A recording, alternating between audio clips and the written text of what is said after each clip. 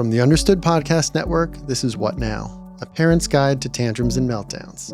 I'm Dr. Andrew Kahn. I'm a licensed psychologist who's been working with kids, teens, and adults for more than 20 years. I'm also the father of a teenager, so I have lots of personal and professional experience when it comes to parenting. I'll be your host. Today's episode is about the single most important way to calm your child's tantrums and outbursts, and that's you as the parent staying calm, or at least looking calm. It's harder than it sounds, but I'm going to teach you how and why to project calm during your child's outbursts. Okay, let's begin.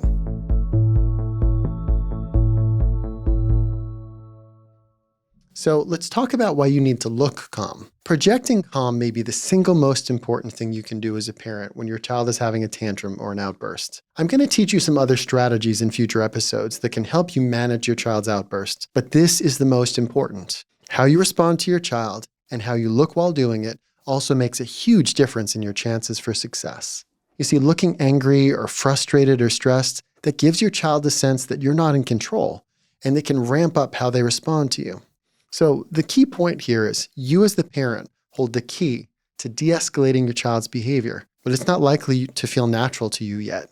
You know, I've often half joked with my clients that giving them acting lessons is a form of parent training, and it can be hugely helpful in managing their child's emotional outbursts. So that's why, as part of my clinical practice, I actually give parents a bit of an acting lesson. You see, during a session when a child is having a tantrum over game time or some activity, I model for the parent my calmest pretend responses to their child. I might not have those feelings. I'm just pretending to try to stay chill and calm for that child. After a few minutes, the parents attempt to copy my style. And as soon as the child loses their angry battle partner, typically their behavior slows. Talking later with parents, they often admit to me that when they tried, they were also totally faking it.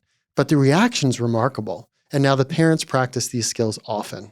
So parents may find that their children are surprised that they don't react with strong emotions, which can cause an extinction burst. This is the process we talked about last episode, where a child may actually increase their behavior for a period of time prior to it reducing or going away. So don't worry, doing the right things will have the right result. Just take some time.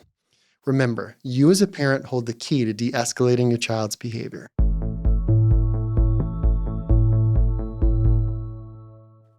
Okay, let's talk about how to calm your child's tantrums or outbursts. Well, first, check in with yourself by asking yourself these questions. First, how am I responding? Am I loud? Am I angry? Do I have a raised voice? Am I yelling?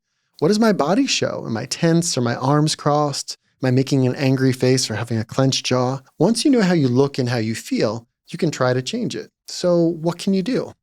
Well, first, we can start with taking maybe 3 deep breaths and try to calm your voice. Some people may prefer to count backwards from 20 as a different strategy. I tend not to do math when I'm upset, but it works for many folks. Another option is to soften your face, to work to wipe the expression away and loosen your jaw. Press your tongue against the top of your mouth and release, doing what you can to really let go of that tension that you're showing in your face. Remember, keeping your cool takes practice and can play a big role in de-escalating your child's behavior.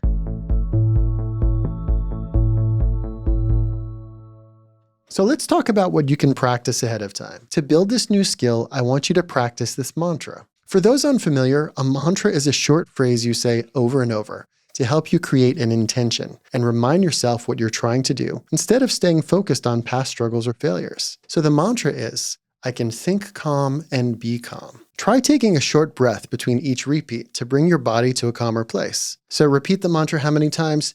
3 times. So what you would do to practice this is you would say, I can think calm and be calm. I can think calm and be calm. I can think calm and be calm. And you'll do this 3 times, and I'd like for you to practice that 3 times this week. Okay, folks, that's it for today's episode. I hope you'll join me for the next episode on how to de-escalate a tantrum or an outburst by asking your child for some space, or having both of you take a break from the situation. There's one thing you can take away from this episode. You can impact your child's behavior by being calm, or at least faking calm. What we do directly affects how our children behave. You've been listening to What Now? A parent's guide to tantrums and meltdowns from the Understood Podcast Network. If you want to learn more about the topics we covered today, check out the show notes for this episode. We include more resources as well as links to anything we've mentioned in the episode. Understood is a nonprofit organization dedicated to helping people who learn and think differently discover their potential and thrive. Learn more at understood.org/mission.